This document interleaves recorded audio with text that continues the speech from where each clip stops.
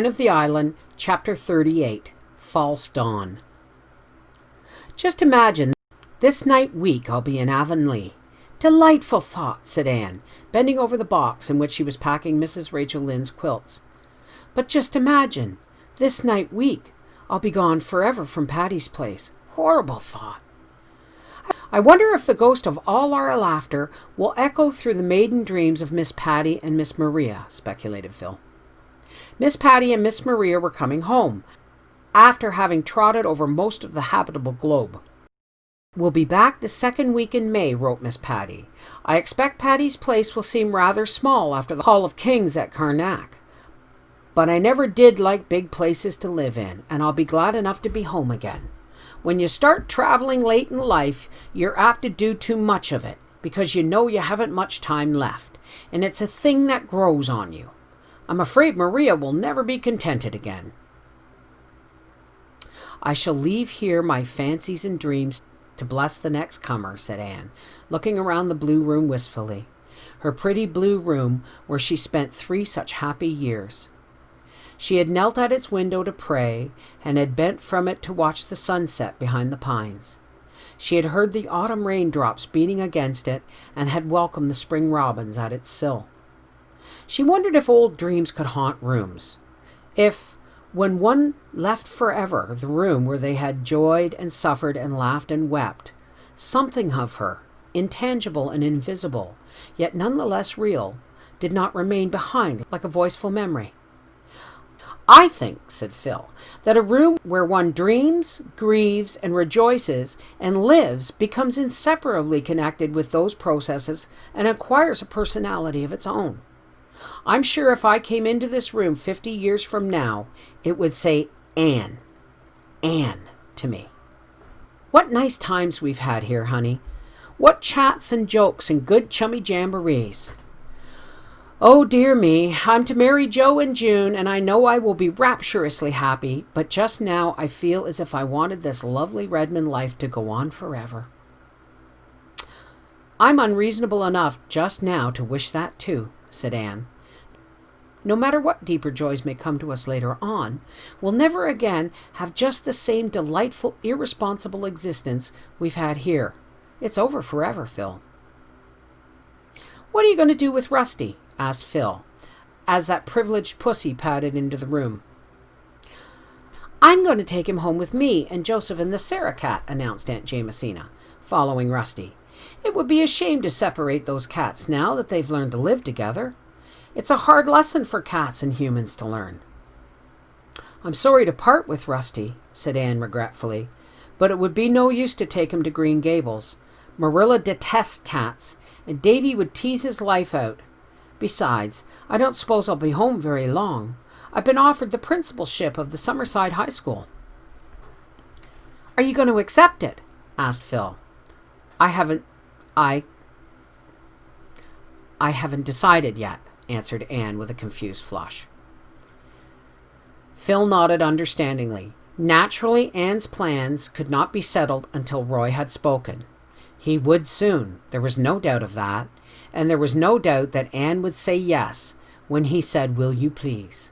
Anne herself regarded the state of affairs with a seldom ruffled complacency. She was deeply in love with Roy, true. It was not just what she had imagined love to be, but was it anything in life, Anne asked herself wearily, like one's imagination of it? It was the old diamond delusion of childhood repeated. The same disappointment she had felt when she had first seen the chill sparkle instead of the purple splendor she had anticipated. That's not my idea of a diamond, she had said. But Roy was a dear fellow, and they would be very happy together, even if some indefinable zest was missing out of life. When Roy came down that evening and asked Anne to go walk in the park, everyone at Patty's Place knew what he had come to say, and everyone knew, or thought they knew, what Anne's answer would be. Anne is a very fortunate girl, said Aunt Jamesina. I suppose so, said Stella, shrugging her shoulders. Roy's a nice fellow and all that, but there's really nothing in him. That sounds very like a jealous remark, Stella Maynard, said Aunt Jamesina rebukingly. It does, But I'm not jealous, said Stella calmly. I love Anne and I like Roy. Everybody says she's making a brilliant match, and even Mrs. Gardner thinks her charming now. It all sounds as if it were made in heaven, but I have my doubts. Make the most of that, Aunt Jamesina. Roy asked Anne to marry him in the little pavilion on the harbour shore where they had talked on the rainy day of their first meeting. Anne thought it very romantic that he should have chosen that spot, and his proposal was as beautifully worded as if he had copied it, as one of Ruby Gillis's lovers had done, out of a deportment of courtship and marriage. The whole effect was quite flawless, and it was also sincere. There was no doubt that Roy meant what he said. There was no false note to jar the symphony. Anne felt that she ought to be thrilling from head to foot, but she wasn't. She was horribly cool. When Roy paused for his answer, she opened her lips to say her fateful yes, and then she found herself trembling as if she were reeling back from a precipice. To her came one of those moments when we realize, as by a blinding flash of illumination, more than all our previous years have taught us. She pulled her hand from Roy's. "Oh, I can't marry you. I can't," she cried wildly. Roy turned pale, and also looked rather foolish. He had, small blame to him, felt so very sure. "What do you mean?" he stammered. "I mean I can't marry you," said Anne desperately. "I thought I could, but I can't." "Why can't you?" said Roy more calmly. "Because I don't care enough for you." A crimson streak came into Roy's face. "So you've just been amusing yourself these 2 years," he said slowly. No, I haven't," gasped poor Anne. Oh, how could she explain? She couldn't explain. There are some things that cannot be explained. "I did think I care. Truly I did. But I know now I don't." "You have ruined my life," said Roy bitterly. "Forgive me," pleaded Anne miserably, with hot cheeks and stinging eyes. Roy turned away and stood for a few minutes looking out seaward. When he came back to Anne, he was very pale again.